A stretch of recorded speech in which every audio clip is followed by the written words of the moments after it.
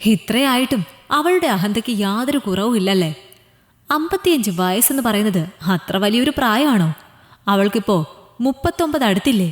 കെട്ടാ മങ്കയായി നിൽക്കണ്ടല്ലോ എന്ന് കരുതി അവരുടെ കൈയും കാലും പിടിച്ചുകൊണ്ടുവന്ന ആലോചനയാണ് ഇവളുടെ ഒറ്റ വാക്കില് ഇല്ലാതാക്കിയത്. നാണം കെടുത്തിയില്ലേ എന്നെ? നീ നിന്റെ ചേച്ചിയും കൂടെ. ദേഷ്യം കൊണ്ട് ഉറഞ്ഞു തുള്ളുകയായിരുന്നു രാഘവൻ. അവൾ ഇങ്ങനെ പെരുമാറുമെന്ന് ഞാൻ കരുതിയതേയില്ല അമ്മാവ. സുധി അയാളെ അന്വയിപ്പിക്കാൻ ശ്രമിച്ചുവെങ്കിലും അയാളുടെ ദേഷ്യം അടങ്ങിയിരുന്നില്ല. തള്ളയും തന്തയും ചത്ത് നാട്ടുകാരും വീട്ടുകാരും കൈയൊഴിഞ്ഞപ്പോൾ തുണയ്ക്ക് ഈ ഞാൻ മാത്രമേ ഉണ്ടായിരുന്നുള്ളൂ. അതിൻ്റെ നന്ദി പോലും നിന്റെ ചേച്ചിക്കുണ്ടായില്ല. അവള് വലിയ ഉദ്യോഗസ്ഥ. മൂത്ത് നരച്ച് നാട്ടുകാരുടെ കളിയാക്കലും കേട്ട് നടക്കട്ടെ. ആർക്കാ ഛേദം? പറഞ്ഞേക്ക് അവളോട് ഇനി അമ്മാവാന്നും വിളിച്ച് എൻ്റെ മുന്നിലേക്ക് വന്നേക്കരുതെന്ന്. അകത്തേക്ക് നോക്കി പരുഷമായി പറഞ്ഞുകൊണ്ട് ചവിട്ടിത്തുള്ളി ഇറങ്ങിപ്പോയിരുന്നു രാഘവൻ. അയാളുടെ ആ പോക്ക് നോക്കി നിൽക്കെ സുധിയുടെ ഉള്ളിലും ദേഷ്യം ഇരച്ചു വന്നു. അകത്തേക്ക് കയറിയ അവൻ കണ്ടു അടുക്കളയിൽ ബാക്കിയായ ചായ ഒഴിച്ചു കളഞ്ഞ് പാത്രം കഴുകുന്ന സന്ധ്യയെ. ഒത്ത തടിയും പൊക്കവുമുള്ള വെളുത്ത ശരീരം. ആര് കണ്ടാലും ഒന്ന് നോക്കിപ്പോകുന്ന സൗന്ദര്യമുണ്ട് അവൾക്ക്. പ്രായം 39 ഇതുവരെ വിവാഹം കഴിഞ്ഞിട്ടില്ല. അവിടെ സന്ധ്യയും അനുജൻ സുധിയും ഭാര്യ ഹേമയും മക്കളുമാണ് താമസം. സുധി ബാങ്കിലെ ക്ലർക്കാണ്. സന്ധ്യയ്ക്കും സ്വന്തമായി ഒരു ടൈലറിംഗ് ഷോപ്പുണ്ട്.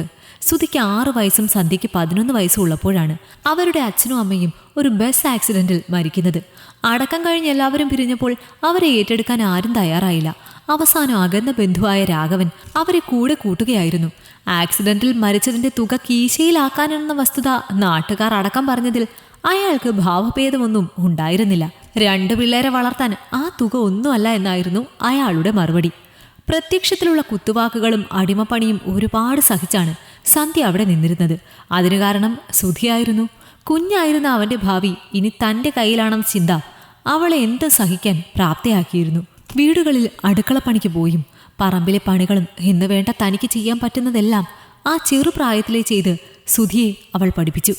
പണ്ടു മുതലേ തയ്യലിനോട് ഇഷ്ടമുണ്ടായിരുന്നതുകൊണ്ട് വെറുതെ ഇരിക്കുന്ന സമയങ്ങളിൽ തൊട്ടടുത്ത വീട്ടിലെ ഗീതയുടെ അടുക്കൽ തുന്നലും മറ്റും പഠിക്കാൻ പോയി. പതിയെ തയ്യൽ പഠിച്ചെടുത്തു അവൾ. മിച്ചം പിടിച്ച തുകയിൽ നിന്ന് ഒരു മെഷീൻ വാങ്ങി തയ്യൽ ആരംഭിച്ചു. എല്ലാം തൻ്റെ അനിയനു വേണ്ടിയായിരുന്നു. അവൾക്ക് സുധിയോടൊരു മകനോടെന്ന പോലെയുള്ള സ്നേഹമായിരുന്നു. സുധി പക്ഷേ ചെറുപ്പം മുതലേ വാശിക്കാരനായിരുന്നു. ആഗ്രഹിക്കുന്നതെന്തും കിട്ടണമെന്നതായിരുന്നു അവന്. അതിനുള്ള ഒരാൾ മാത്രമായിരുന്നു അവന് സന്ധ്യ. അവൾ മറുത്തു പറഞ്ഞാൽ അച്ഛനും അമ്മയും ഇല്ലാത്തതിൻ്റെ സങ്കടം പറഞ്ഞ് കരഞ്ഞ് ഉദ്ദേശിച്ചത് നേടിയെടുക്കാൻ മിടുക്കനായിരുന്നു സുധി. കാലങ്ങൾ കഴിഞ്ഞിട്ടും അതിനൊരു മാറ്റവും ഉണ്ടായിരുന്നുമില്ല. പഠിത്തം കഴിഞ്ഞ് ലക്ഷങ്ങൾ കെട്ടിവെച്ചാണ് സന്ധ്യ അവന് ബാങ്കിൽ അവൻ ആഗ്രഹിച്ച ജോലി വാങ്ങിക്കൊടുത്തത്. ഒരിക്കൽ സ്നേഹിച്ച പെണ്ണിനെയും കൂട്ടി കയറി വന്നിട്ടും എതിർപ്പ് പറഞ്ഞില്ല അവൾ. കയറി വന്നവളും സുധിക്ക് ചേരുന്നവൾ തന്നെയായിരുന്നു. ഗീത എപ്പോഴും സന്ധ്യ ഉപദേശിക്കും, സ്വന്തം കാലിൽ നിൽക്കാൻ സുധിക്കിനി നിന്റെ ആവശ്യമില്ല. അവനൊരു ജോലിയും കുടുംബവും ഒക്കെ ആയി. നിനക്കാണിനി ഒരു ജീവിതം വേണ്ടത്. വയസ്സ് കൂടുകയാണ്, കൂട്ടിനൊരാൾ വേണം. രക്തബന്ധമാണെന്ന് പറഞ്ഞിട്ട് കാര്യമൊന്നുമില്ല. എല്ലാവർക്കും സ്വന്തം കാര്യമേ കാണൂ. അവൾ ആ വാക്കുകളെ ചിരിയോടെ തള്ളിക്കളയും. സുധി അവൻ താൻ വളർത്തിയ തൻ്റെ അനുജനാണ്, അല്ല മകനാണ്. അവൻ ഒരിക്കലും തന്നെ തള്ളിക്കളയില്ല എന്ന ഉറപ്പുണ്ടായിരുന്നു അവൾക്ക്. പിന്നെ ഒരു കൂട്ട് അവന് വേണ്ടിയാണ് നല്ല പ്രായം മുഴുവൻ ചിലവഴിച്ചത്. അന്നൊന്നും തോന്നാത്ത ഒരു വികാരവും ഈ പ്രായത്തിലും തോന്നില്ല. പക്ഷെ ആ ഉറപ്പിന് കുറച്ച് നാളുകളുടെ ആയുസേ ഉണ്ടായിരുന്നുള്ളൂ എന്നത് തിരിച്ചറിയുകയായിരുന്നു.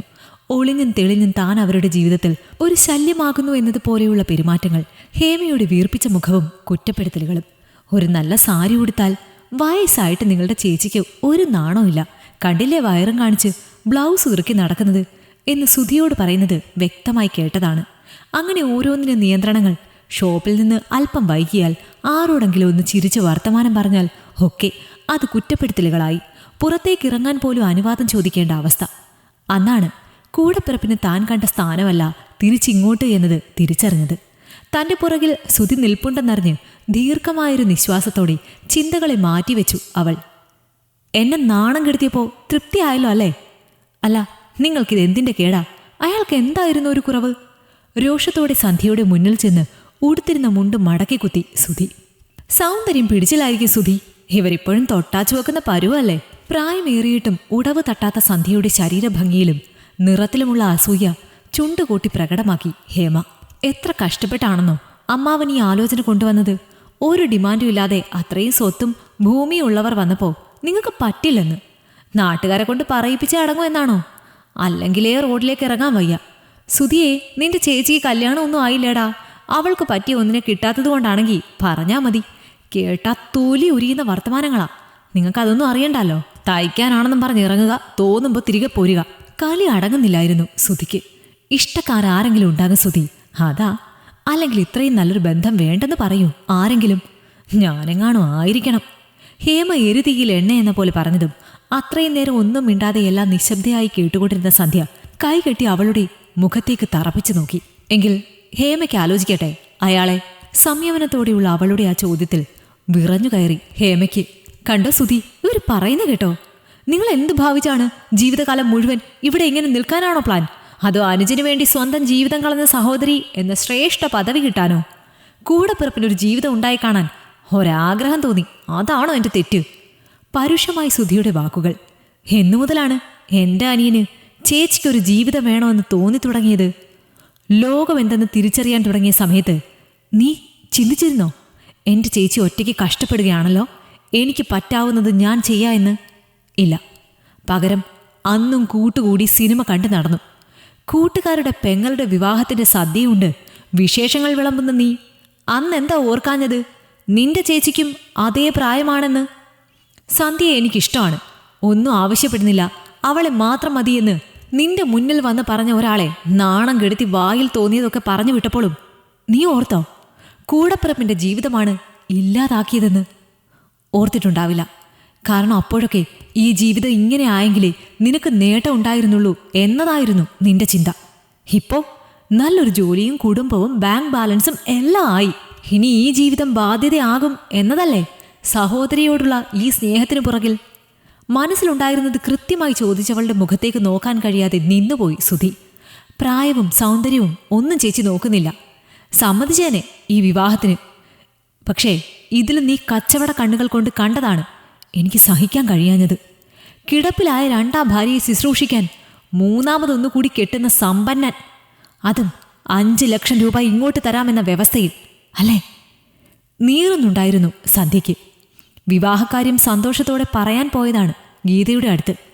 ചോദിച്ചും പറഞ്ഞും വന്നപ്പോഴാണ് ആരാണെന്നോ എന്താണെന്നോ അറിയാൻ കഴിഞ്ഞത്. കുറേയായി ഈ വ്യവസ്ഥയുമായി നടക്കുന്ന ആളാണ് എന്നറിഞ്ഞതും ചങ്കുലഞ്ഞിരുന്നു. സ്വന്തം കൂടപ്പിറപ്പിന് താനൊരു കച്ചവട വസ്തു ആയതിൻ്റെ വേദന. വിശപ്പിനു വേണ്ടി അമ്മയെയും പെങ്ങളെയും വിൽക്കുന്നവർക്ക് പറയാനൊരു ന്യായമുണ്ട്. പക്ഷേ ഇത് നീ പേടിക്കണ്ട, ഒരിക്കലും നിനക്കൊരു ബാധ്യതയായി ഞാനിവിടെ ഉണ്ടാകില്ല. നീ ഈ വിവാഹം ആലോചിച്ച അന്ന് എല്ലാം തീരുമാനിച്ചുറച്ചതാണ് ഞാൻ. ഇത് എൻ്റെ പേരിൽ ഇഷ്ടദാനമായി എഴുതി കിട്ടിയ വീടാണ്. സ്വന്തമായി അധ്വാനിച്ച് ജീവിക്കാൻ ഒരു മടിയില്ല. കൂട്ടിനൊരാൾ വേണമെന്ന് തോന്നിയാൽ അതിനു വേണ്ടതും ഞാൻ തന്നെ തീരുമാനിച്ചോളാം. പറഞ്ഞു വന്നത് മറ്റൊന്നുമല്ല, ഇത്രയും കാലം നിനക്ക് വേണ്ടി ഞാൻ ജീവിച്ചു, ഇനി ഞാൻ എനിക്ക് വേണ്ടി ജീവിക്കട്ടെ. ഈ ഒരു രാത്രിക്കപ്പുറം നിങ്ങളിവിടെ ഉണ്ടാകരുത്. ഇറങ്ങാം നിങ്ങൾക്കിവിടെ നിന്ന്. എന്നെങ്കിലും കൂടെ പിറപ്പായി ഞാൻ കൂടെ വേണമെന്ന് തോന്നുന്ന നിമിഷം നിനക്കിവിടെ വരാം. ഉറച്ച വാക്കുകളാൽ അവളത് പറയവേ മറുപടിയൊന്നുമില്ലാതെ തല താഴ്ത്തി നിൽക്കാനേ സുധിക്ക് കഴിഞ്ഞുള്ളൂ. അവൻ്റെ ആ നിൽപ്പ് കണ്ട് സന്ധ്യയുടെ മുഖത്ത് ഒരു പുഞ്ചിരി നിറഞ്ഞു. കുറേ നാൾ കൂടി സ്വന്തമായി ഒരു കാര്യം ചെയ്തതിൻ്റെ ചാരിതാർത്ഥ്യം നിറഞ്ഞ പുഞ്ചിരി.